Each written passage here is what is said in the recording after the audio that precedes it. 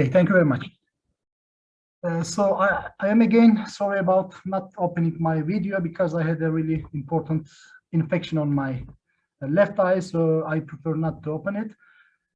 But I am not a handsome guy, so you don't miss anything. So thank you very much for presentation, Doğa. Actually, it's very nice to be here with some old friends and new ones. I share a common past with Doğa and Hakan. We are all from Tübingen University. So after great presentation of Hakan, I will just give you some information about what we are doing in a paleoanthropological analysis or paleoanthropological study.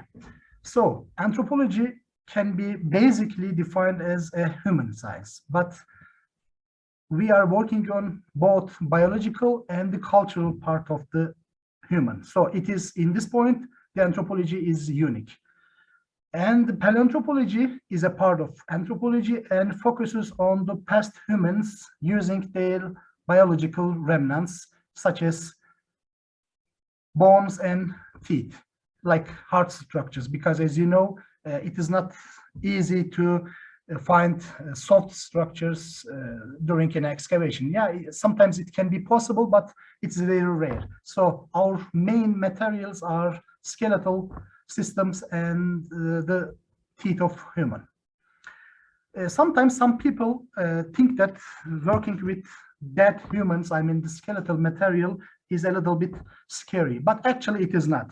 As you can see in this image, my 4-year-old son can work on the bones with very pleasure, so there is nothing to be afraid of. Today I have 2 case studies for you, but the main theme of these studies are the using technology, especially the 3D imaging techniques in paleoanthropology. Before that, I want to talk about the methods which we use during a paleoanthropological analysis.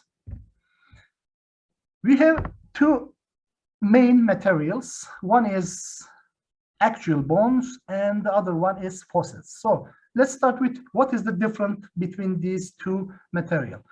In the left part, I think you can see my cursor. In left picture, you can see a skull of a human when we call it actual bone. And the other side, in the right side, you can see again a human skull, which Hakan also mentioned, the oldest human remain from Turkey, but we call it not actual bone, but fossils. So why? As you know, bones are composed by minerals. I am sure that you can remember that when you were a kid, your parents always told you that you should drink milk. Why? Because milk has some minerals which is essential for your bones. And after burial, it can be buried in a grave or maybe a natural burial, the minerals of the bone replace with the minerals of the soil. And we call it as a fossilization process. And when the time becomes longer, the bone can lose all of its minerals and takes minerals from soil. And when it happens, we call it not actual bones, we call it fossils. This is the main difference of this kind of materials. So what we are doing in a general paleoanthropological analysis.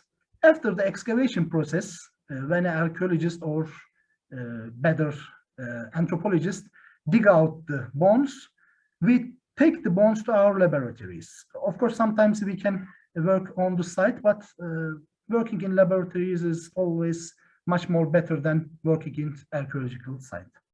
First step of analysis is cleaning and the reconstruction of the material. So in an article, I mean in a scientific article or a textbook of anthropology, you can see this kind of very fancy pictures. As you can see here, there is no dirt on this skull, but this is not the reality. In fact, we took the material from the sites like that, very dirty and very fragmented. In first step, we clean the material to see the details of the bone. After, we reconstruct the missing part of the bones to have more complete bone. Because when we have more part of the skeleton, it means that we can take more information about this individual or population. So what we are doing is starting with the determination of the sex of the individual. This is the main and the most fundamental part of the anthropological study. Then we go further with the age estimation. After doing these two fundamental analyses, we can find conclusions about the demographic structure of the population. So let's start with the sex determination. Of course, I won't give you all of the details.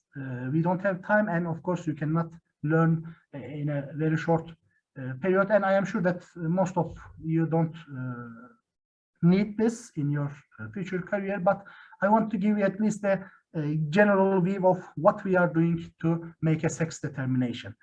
In humans, there is not a big significant sexual dimorphism between male and female. I prefer to use male and female, but if you don't know what that means, I will just explain it shortly. Male is man and female represent woman, but I will use male and female. So there is not a big size difference between male and females in humans. In other animals, you can see, for example, in gorillas, there is a huge sexual dimorphism in size. When you see a female gorilla and male gorilla, you can easily realize which one is male and female. But in human skeletals, it is totally different, because let's say there should be a 1.50 centimeters male and 1.80 centimeters height in female. So what we use not size but shape of the bones to make a sex determination of individual. The most useful area is in human is the pelvic area. In this picture, you can see the pelvic area. It consists of three bones: right coxa, left coxa, and the sacrum. When they combine, we call it pelvic area. Why this is important? Because, as you know, female can give birth, but males cannot. And this area is the area which we are born. That's why there is a big shape differences between male and female in humans. If you have a pelvic area completely, let's say you can make a sex estimation with around 90% accuracy. It is very good percentage. Here you can see from the superior, upper view, this is left one is male and right one is female. Of course, as I told, I won't give you the details, but if you look at these pictures, for example, the front view of the pelvic area, you can see some shape differences. And we use these differences to determine the sex of the individual. The other useful part of human is the skull. Skull has also some differences between male and females, and with these differences, we can make a clear sex determination. Left one is again male and right one is female. So if you have pelvic area and the skull, we can make a sex determination with around, let's say, 95% accuracy. It's really a good percentage for a sex determination. But of course, if you have money, you can make a DNA test, ancient DNA test, to have a more accuracy in the sex of individual.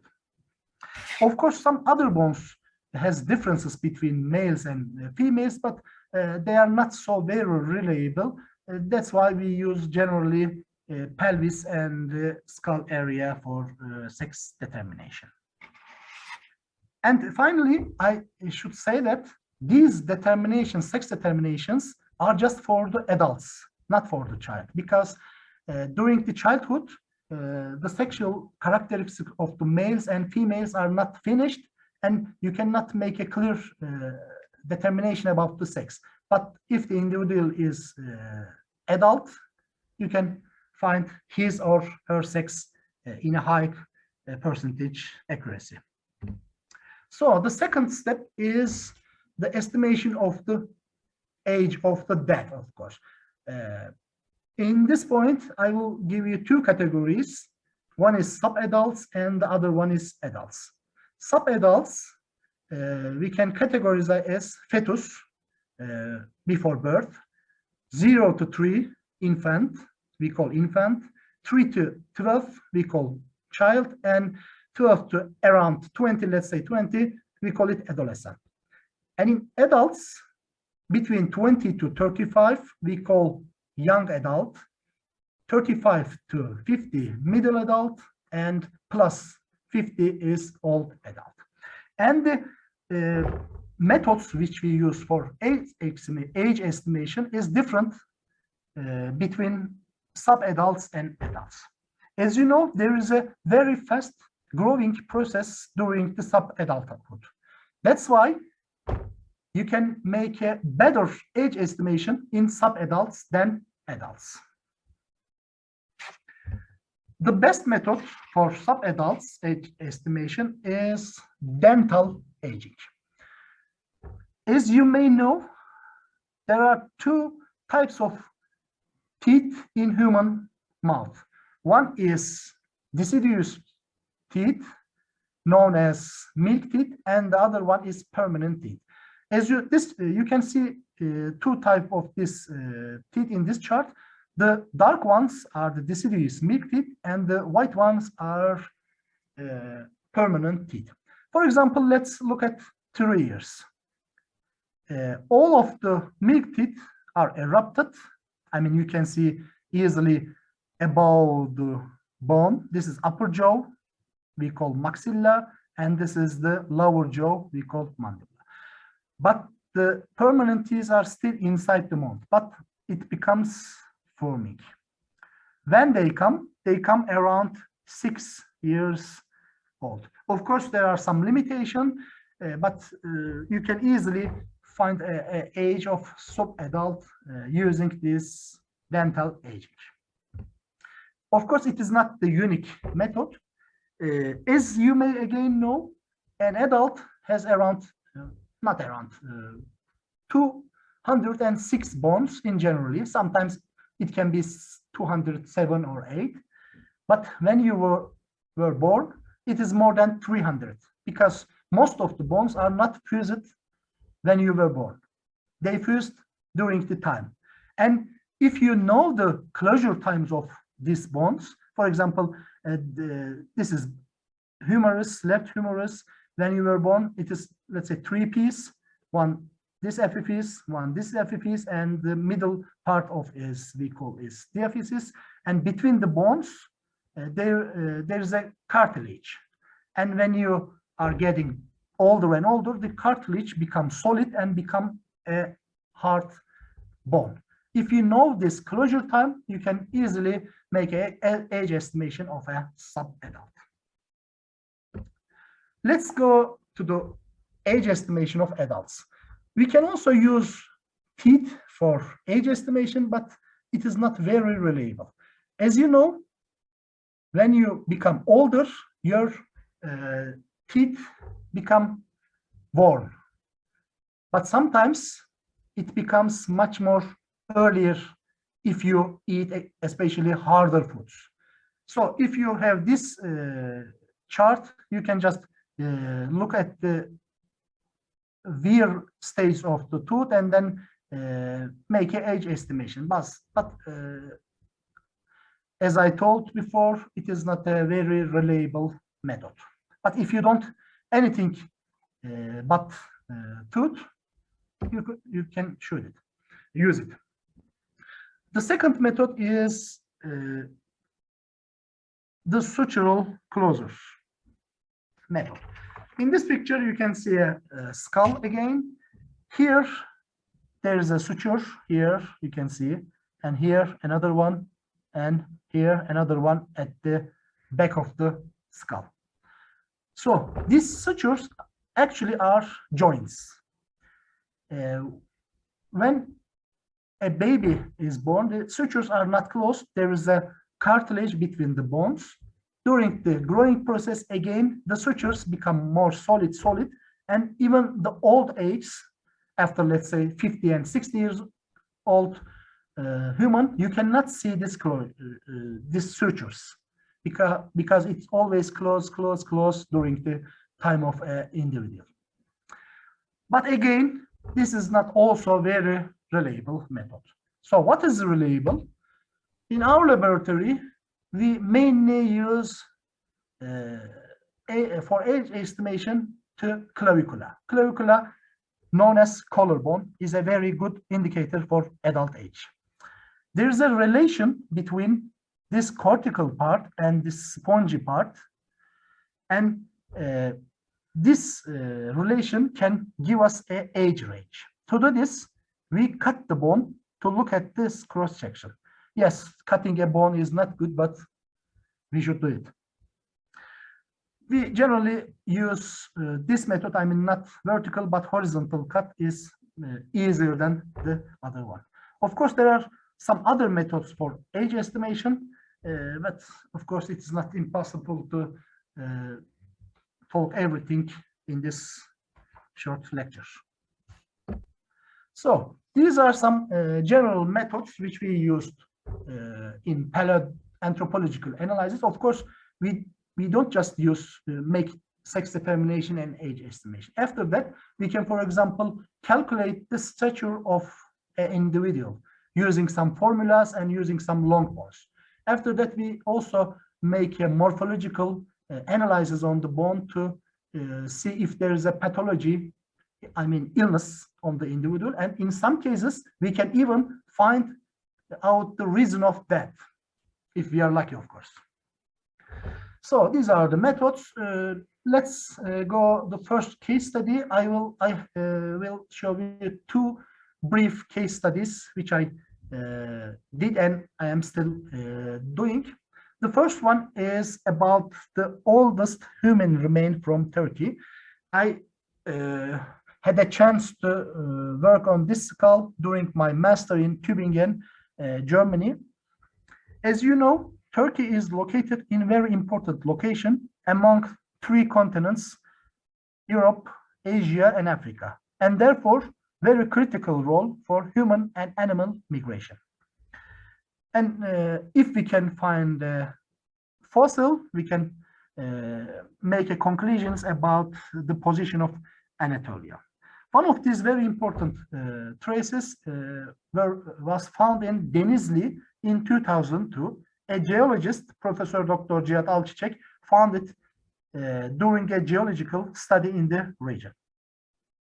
After that, an American paleoanthropologist, John Kappelman, conducted a metric analysis on this specimen and found out that this specimen could be classified as Homo erectus. But this study was a metric study. So I wanted to do more complex study on the fossil and conduct a 3D geometric morphometric study. As I told you before, we do sex determination, age estimation, stature estimation, or pathology examinations in anthropological analysis, but this is valid just for skeletal materials. For fossils, there is more. Beyond this analysis, you have to find out the taxonomic status of the fossil. When you are digging, for example, a Byzantine or Roman necropolis, there is no need for a taxonomic identification because we know that there was just one human species at that time. It is Homo sapiens, as Hakan told about in his lecture. But when you have older specimens, you have to make a classification of the species or sometimes genus of the individual. To do this, we make morphological observations and metric measurements from the fossil and compare it with some other similar human fossils. If we find similarities with known species, then we classify our fossils for this species.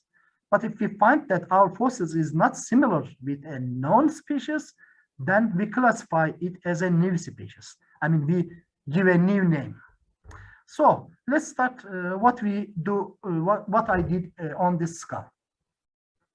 The fossil, as known as Denizli man, which lived about 1.2 million years ago and consists of 3 different bones. One is right frontal bone with supraorbital torus. One is right parietal bone, and the third one is left parietal bone fused with left frontal bone. In my study, I started to put together the bones to have more complete fossils. I did my master in Tübingen, as I told, and in Tübingen, we had a 3D scanner. My luck was that it was a portable scanner, and I brought this scanner to Turkey and made a 3D image of the skull. So, in this picture, you can see our scanner. It is very easy to use it. You can just put the material front of the material, and it sends lasers to the surface of the fossils and make a 3D image of the material. So I scanned the 3 different bones, but of course it was just the first step of the analysis. So after scanning and having 3 images of the fossils, I first combined the right parietal and the left parietal with frontal bone. After that, I put the right frontal bone with supraorbital torus and had a more complete fossil. But unfortunately, as you can see this image, we don't have left part of the frontal bone, and we don't have left supraorbital torus. What is supraorbital torus? I will just give you a little information about that. Supraorbital torus is a huge prominent bony structure just above the eye, but in living humans, you cannot see that because it is very slight. Sometimes in some people it's a little bit prominent, but in generally there is a smooth area above the eye. So this is a very important characteristic of pre-Homo sapiens species like Neanderthal, Homo heidelbergensis, Homo erectus, and other species. So I told that there is no left part of the supraorbital torus, but here we have. How it can be possible? Thanks to technology, we could do it. Because we know that the skull, human skull, is almost symmetric, not 100%, but almost symmetric. So if you cut a skull from vertically, the right part of the skull and the left part of the skull is almost same. So using this rule, we made a mirror image of the right frontal bone and put it to the left part. Why we did this? We did this to have more complete skull, to have more complete fossil, to give us better results. So after doing this, I choose some landmarks, some anatomical points from the skull, and generate a shape of the skull, then compare it the other human fossils like Homo erectus, Neanderthalensis, Heidelbergensis, and I also use some Homo sapiens, and then we made a conclusion that these fossils should be classified as a Homo erectus again. So this was the first case. The second one is much more younger, comes from again Turkey, Muğla province, and dated to around 200 before Christus, I mean to Hellenistic period. So this is a project which I am currently working on. So this is not published yet, it is still in preparation, but I would like to show you because it's very interesting example. So please don't take the photo or pictures of this skull and don't use it. So if you do it, I will sue you and you will spend the rest of your life in a prison. Probably not. So as I told you before, after sex determination and age estimation, we do some observation if there is a pathology or not. So in a normal skull, there is not a bony structure in this part, as you can see here. So I know the human osteology and I know the normal human skull. So then I realized that there is something abnormal in this part. But sometimes we need more than our eyes. We have to look at inside of the bone to see what is it in real. We know that this is a tumor, this is an osteoma, but we don't know that if it is related with this part. This is mastoid part. If it is related with the mastoid part, then we call it mastoid osteoma. But it is not. If it is not, then we should call it occipital osteoma. But I cannot see if it is related inside. So what did I do? So we first took a X-ray of the image to see if there is something, there is a relation between mastoid part and osteoma. But unfortunately, we couldn't see it very clearly. Then we went further and took a computed tomography called as CT scans of the individual. Here you can see one section, but in computed tomography, you will have hundreds and thousands of the images of sections of the skull, and you can see easily what happens inside the skull. So after doing it, we found that there is no relation between mastoid and this bony structure. Then we call it as occipital osteoma, which a being tumor can see in the all skeletal parts of the human. But the good thing for us, it is very rare to see in skull. Addition, it is rarer to see in the occipital part. So it means that we have a very rare example of this pathology. So we are almost done with this skull. At the end of this month, we are going to present our results in the parallel pathology meeting in USA, Denver, and our publication is almost ready. We will publish it in an article as soon as possible. And we did something else. Here you can see the 3D image of the skull. Technology, I mean, computed tomography, give us a chance to make a 3D image. So you can just rotate the skull and look everywhere in very details. And for the meeting, in pathology meeting, we have another plan. We are going to make a 3D copy of this skull, I mean, real copy, using 3D scanner. And one of our American colleagues will bring the skull to the meeting, and people can look and touch if they want to this skull. Before finishing my words, I want to just show a book called Human Osteology by Tim White and colleagues. It's very useful because there are a lot of good quality pictures of all of the skeletal material. So if you are working in an archaeological excavation and you are digging a grave, maybe you should have this one to know at least some basic information about the skeletal system of the human, because when you don't know about it, you can damage the bones and of course, you can break our hearts as anthropologists. So what are the highlights of my lecture?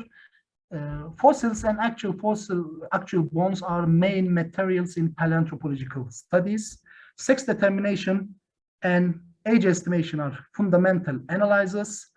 For fossil humans, taxonomic determination is the most important part of the study. And the most important thing is the 3D imaging techniques provide more detailed analysis and don't damage the material. So using this method, we will have much more better results in our analysis, I can say. So it was the end of my talk. Thank you very much again and again for your attention.